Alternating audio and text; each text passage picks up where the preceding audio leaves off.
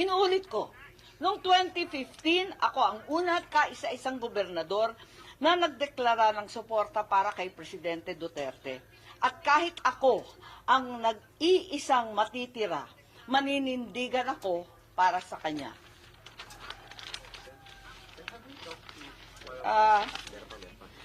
Ang isang anak na humarap sa napakaraming pananaksak sa likod ay hindi kailanman tatahimik sa mga nagtataksil at pambabastos sa taong gumalang sa aking ama. Noong pahintulutan niyang mahimlay ito sa libingan ng mga bayani.